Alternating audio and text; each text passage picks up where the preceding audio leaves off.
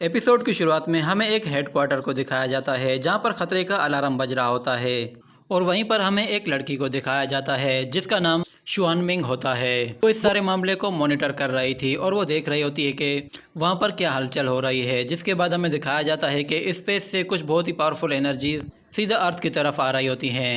तो शुआनमिंग का असिस्टेंट उसे आकर बताता है कि कुछ बहुत ही पावरफुल एनर्जी सीधा ज़मीन की तरफ आ रही हैं और मैं आपसे परमिशन लेने के लिए आया हूं ताकि हम लोग अपने सैटेलाइट से उन्हें मॉनिटर कर सकें। तो शुआनमिंग उसकी रिक्वेस्ट को अप्रूव कर देती है। जिसके बाद हमें दोबारा से वो पावरफुल एनर्जीज दिखाई जाती हैं जो कि अर्थ के बिल्कुल करीब आ चुकी थी और वो अर्थ के एनवायरनमेंट में दाखिल होने वाली थी। तो शुआनमिंग अपने असिस्टेंट से कहती है कि पता करो कि ये किस जगह लैंड करने वाला है। जिसके बाद हमें दिखाया जाता है कि वो पावरफुल एनर्जी एक बिल्डिंग पे लैंड कर जाती हैं। तो वो असिस्टेंट शुआनमिंग से आकर कहता है कि हमने उसकी लोकेशन का पता लगा लिया है, पावरफुल एनर्जीज ने शुनान सिटी में लैंड किया है। तो शुआनमिंग उससे कहती है कि जल्दी से अपने एयर डिफेंस को एक्टिवेट कर दो और फिर वो वहाँ से चले जाती है। जिसके बाद हम देखते हैं कि वो हेडक्वार्टर अचानक से हिलना शुरू हो जाता है। तो वो असिस्टेंट कहता है कि ये एनर्जी तो बहुत ही ज़्यादा पावरफुल लग रही है, इसका इफेक्ट तो बिल्कुल वैसा ही है जैसे एक न्यूक्लियर बॉम्ब का होता है और वैसे भी चुनान सिटी में हज़ारों लोग रहते हैं। इस तरह की पावरफुल एनर्जी के लैंड करने से वहाँ पर बहुत ज़्यादा नुकसान हो सकता है। जिसके बाद वो अपनी आर्मी से कहती है कि जल्दी से तैयारी शुरू कर लो, हमें जल्द से जल्द इन्वेस्टिगेट करना होगा। जिसके बाद ये सीन यहीं पे कट हो जाता है। अगले सीन में हम देखते हैं उसी बिल्डिंग को जहाँ पर वो एनर्जी लैंड करती है। वहाँ दो लड़कियाँ बैठी होती हैं और फिर वहाँ पर एक और लड़का आ जाता है। तो वो लड़का उनसे कहता है कि भले ही मेरी कल्टीवेशन इस वक्त इतनी ज़्यादा स्ट्रॉन्ग नहीं है पर मैं फ्यूचर में और भी ज़्यादा मेहनत करूँगा। तो वो दोनों लड़कियाँ खड़ी हो जाती हैं और उसे कहती हैं कि तुम्हें कुछ भी कहने की ज़रूरत नहीं है, बस तुम एक बात हमेशा याद रखना कि कल्टीवेशन कोई ऐसी चीज़ नहीं है जिसे रातों रात हासिल किया जा सकता है। इसके लिए बहुत ज़्यादा मेहनत करनी पड़ती है और इसमें बहुत टाइम लगता है और तुम अभी सिर्फ बेसिक लेवल में हो, तुम्हें और भी ज़्यादा कल्टीवेशन की ज़रूरत है। तो ये सुनकर सुजियान बैठ जाता है और कल्टीवेशन करने लग जाता है। और दूसरी तरफ अरसा अपने मैजिक से एक होलोग्राफिक मैप ऑन करती है। तो उसे पता चलता है कि उन लोगों को हर जगह तलाश किया जा रहा है। तो वो कहती है कि शायद हमारी ब्रीथ की वजह से उन लोगों ने हमें डिटेक्ट कर लिया होगा। और ये कहने के बाद वो अपनी उस बिल्डिंग के चारों तरफ एक शील्ड क्रिएट कर लेती है और कहती है कि हम लोग ज़्यादा लापरवाही नहीं कर सकते, हमें सब कुछ बहुत ही ज़्यादा एहतियात से करना होगा। जिसके बाद अरसा कहती है कि एंसेस्ट्रल बैंड बहुत ही ज़्यादा सेंसिटिव है, अगर एक मर्तबा भी किसी ने इसे डिटेक्ट कर दिया तो हम लोग यहाँ पे हमेशा के लिए लॉक हो जाएंगे।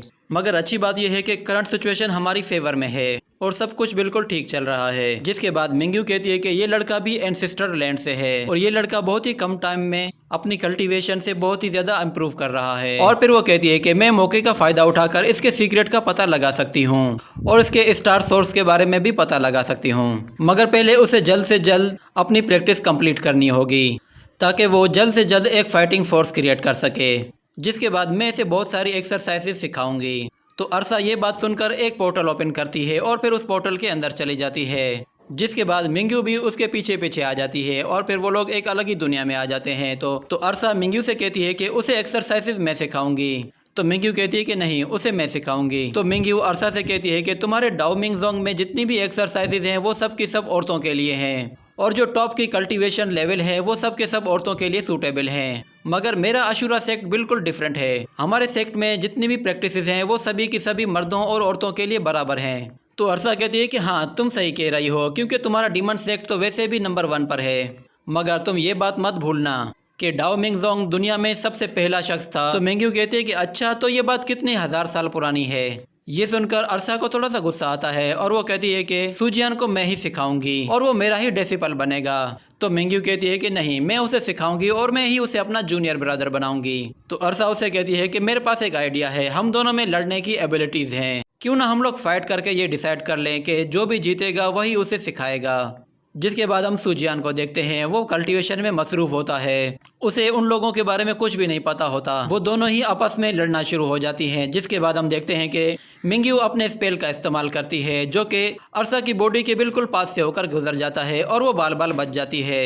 जिसके बाद अरसा उस पर अपने पैरों से अटैक करती है, मगर मिंग्यू उसे डॉज कर लेती है और इस तरह इन दोनों की फाइट शुरू हो जाती है। तो मिंग्यू पहले उस पर अटैक करती है तो अरसा डॉज करती है, तो अरसा अगर अटैक करती है तो वो उसे डॉज करके पीछे हटा देती है। दोनों ही बहुत ही पावरफुल थे और दोनों की लड़ाई बराबरी की हो रही थी। जिसके बाद हम देखते हैं कि मिंग्यू अरसा को पीछे हटा देती है तो अरसा को गुस्सा आ जाता है और वो अपनी स्वॉर्ड निकाल लेती है। तो ये देखकर मिंग्यू भी अपने बहुत सारे स्पेल्स का इस्तेमाल करती है।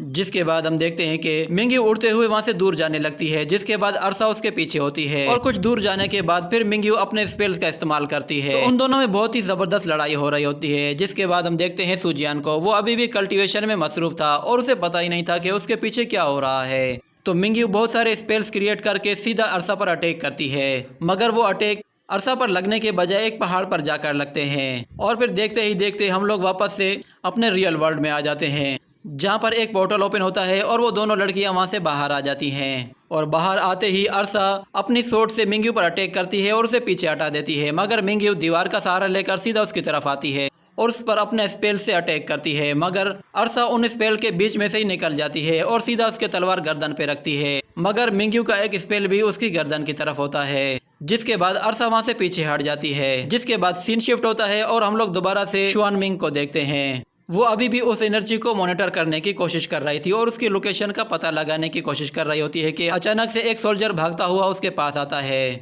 और उसे एक डिवाइस में दिखाकर बताता है कि ये डिवाइस किसी भी तरह की स्पिरिट फ्लक्चुएशन को डिटेक्ट नहीं कर रहा, शायद टारगेट ने अपने आप को छुपा लिया है, मगर हमारी स्पेशल टीम ने उस एरिया को चारों तरफ से ब्लॉक कर दिया है और कोई भी वहां से बाहर नहीं निकल सकता। तो शुआनमिंग उससे कहती है कि ठीक है, तुम मेरे नेक्स्ट कमांड का इंतजार करो। तो वो सोल्जर वहां से चला जाता है। जिसके बाद शुआनमिंग के पास एक कॉल आती है और उसमें से एक आदमी उससे बातें करते हुए कहता है कि ये किस तरह की इमरजेंसी है।